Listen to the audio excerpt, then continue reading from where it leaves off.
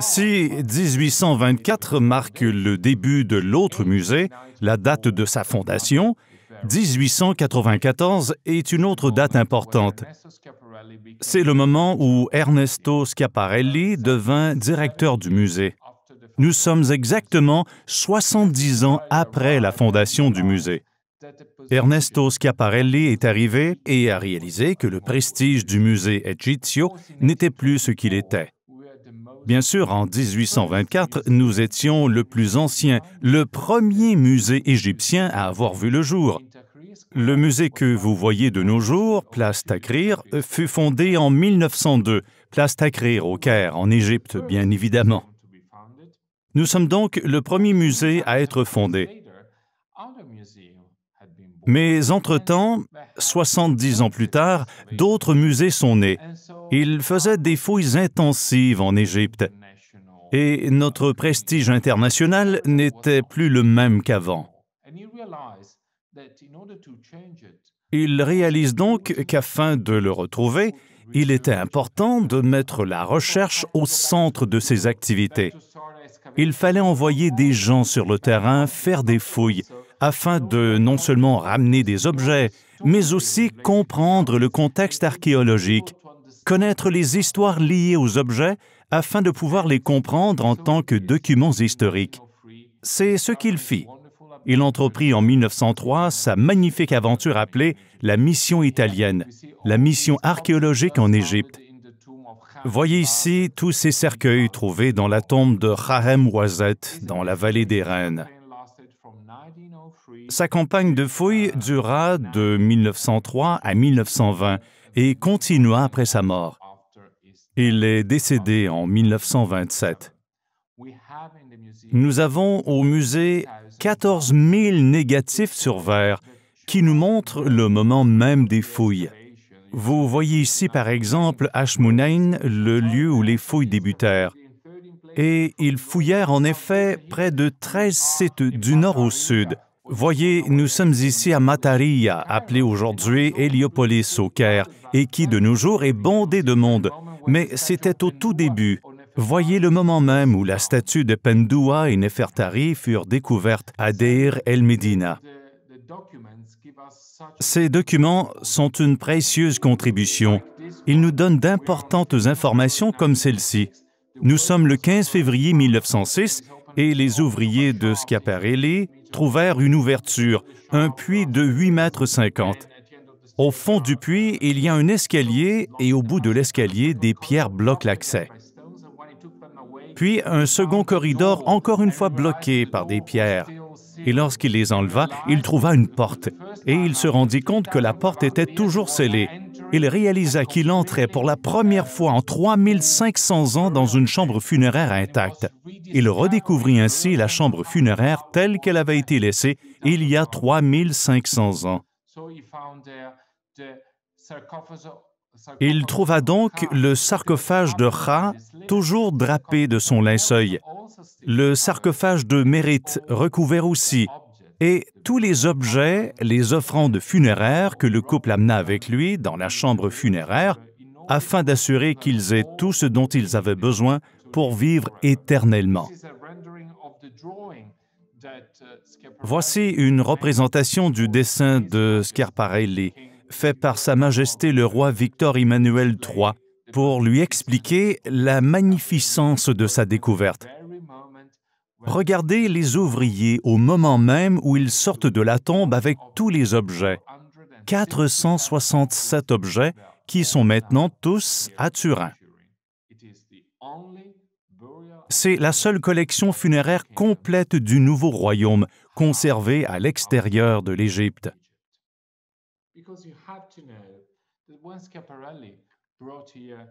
Vous devez savoir qu'une fois que Schiaparelli amena les momies de Ra et de Mérite, les momies découvertes dans la tombe, il décida de ne pas les développer, mais plutôt de les préserver telles quelles.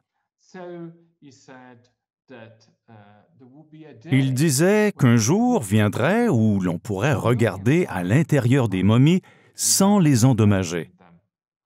Bien sûr qu'en 1906, cela pouvait sembler un rêve, mais de nos jours, c'est bien possible.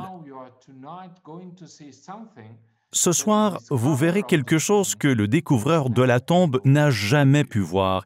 Il n'a jamais pu regarder derrière le linceul afin d'y voir Ra.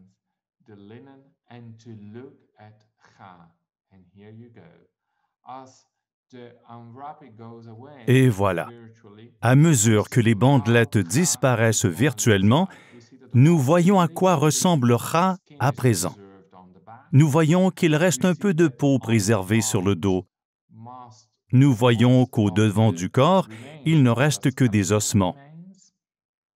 Et plus tard, nous verrons et comprendrons peut-être pourquoi. Mais nous voyons aussi qu'il est complètement couvert d'amulettes et de bijoux. Tout autre musée riche en culture matérielle, mais absolument pauvre en bijoux.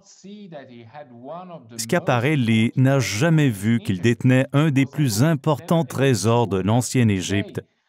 Il n'a jamais pu voir ce que vous voyez aujourd'hui. Et croyez-moi, je ne développerai jamais la momie afin de retirer les bijoux.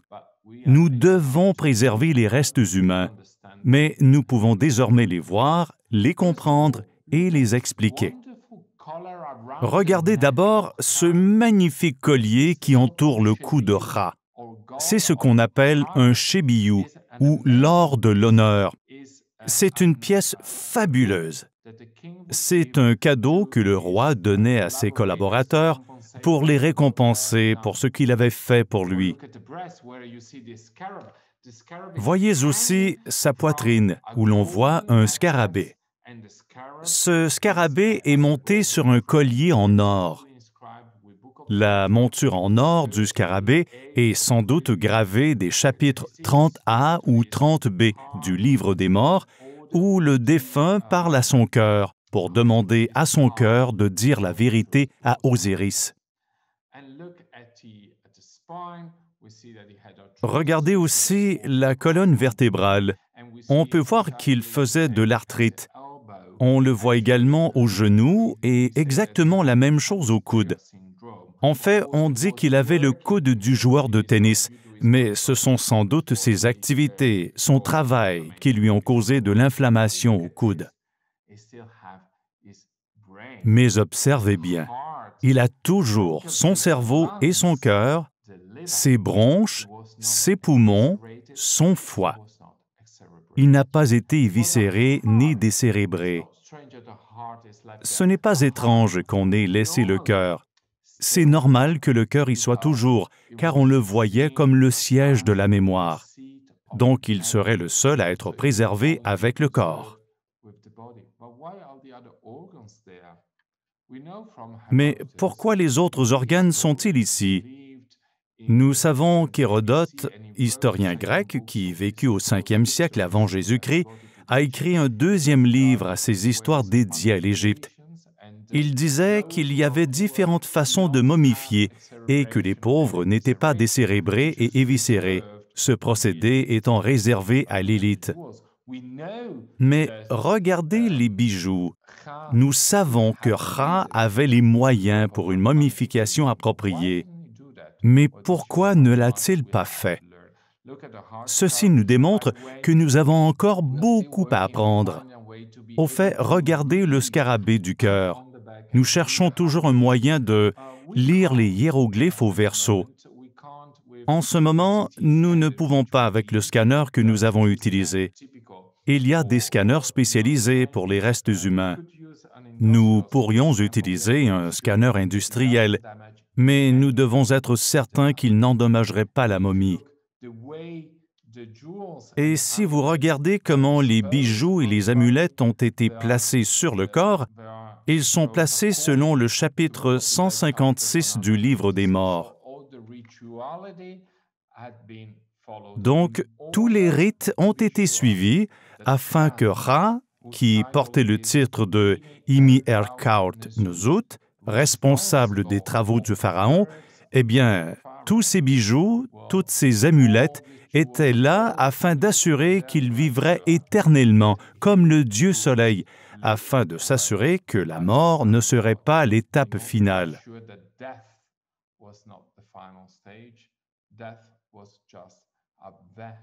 La mort n'était qu'un Vehem Mezut, un nouveau début qui permettait à Ra de vivre éternellement. Et c'est tout à fait incroyable que nous puissions maintenant le voir ces magnifiques bijoux et comprendre la richesse de sa sépulture.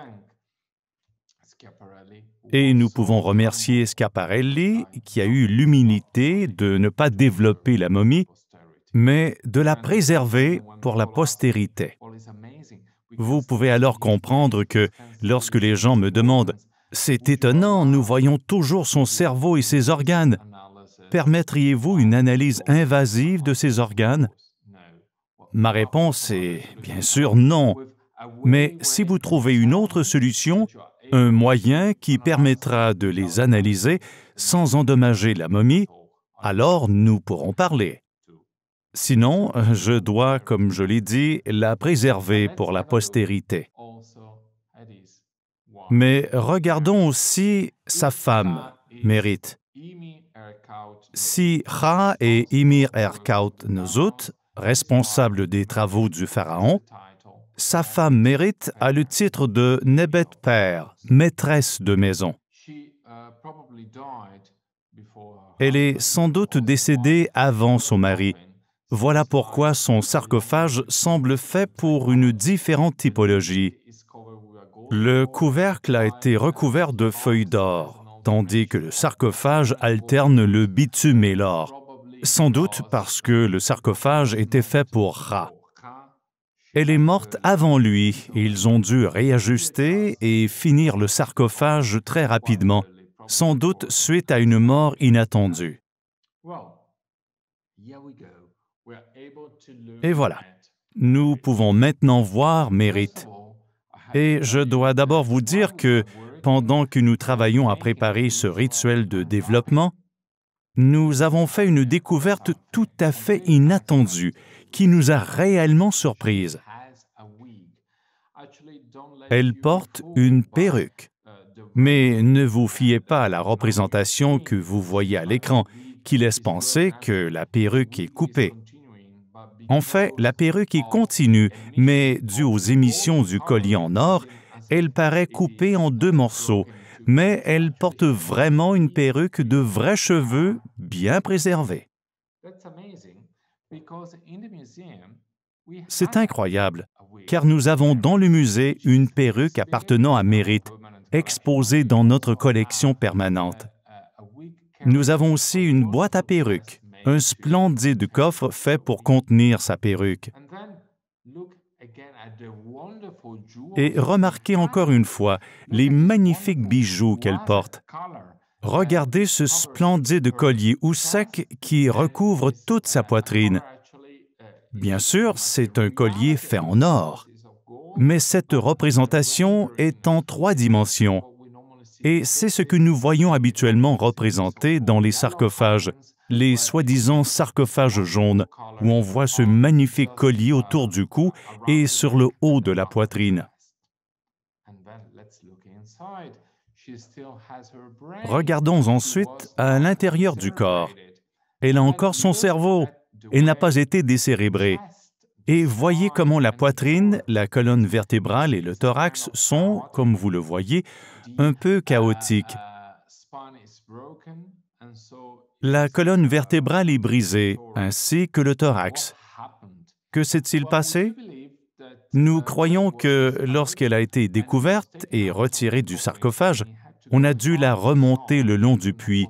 Elle ne pouvait monter à l'horizontale. Elle devait être placée à la verticale et, sans doute à cause de la gravité, la colonne vertébrale ainsi que les côtes se sont brisées. Voilà pourquoi elle est dans un tel état.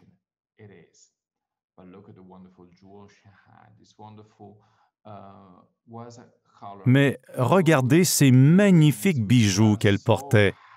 Ce splendide collier houssek, ses boucles d'oreilles si lourdes qu'elles sont tombées de ses oreilles. Elle porte aussi des bagues et une magnifique ceinture faite de coquillages, sans doute de la mer Rouge.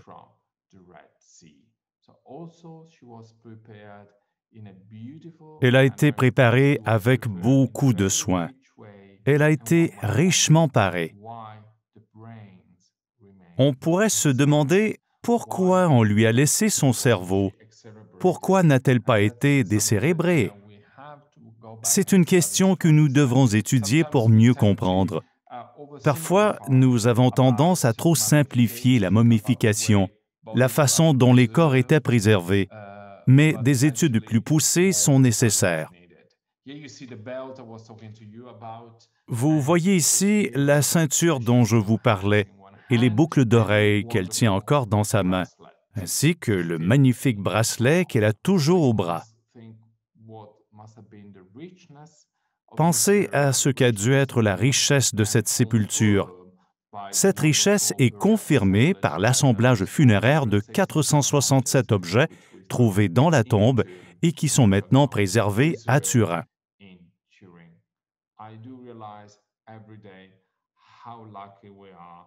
Je réalise chaque jour la chance que nous avons d'avoir cet assemblage funéraire complet et de conserver l'unique tombe complète du nouveau royaume préservée hors de l'Égypte.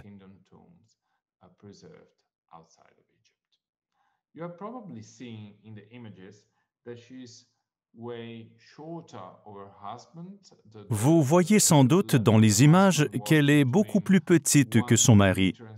La taille de son mari est entre 1,67 m, 1,68 m et 1,74 m. Elle mesurait probablement 1,47 m. Elle est probablement morte subitement et très jeune, tandis que son mari était probablement déjà dans la soixantaine, comme le témoignent les traits, l'arthrose et d'autres aspects de la momie. Et bien sûr, 60 ans était plutôt vieux à cette époque.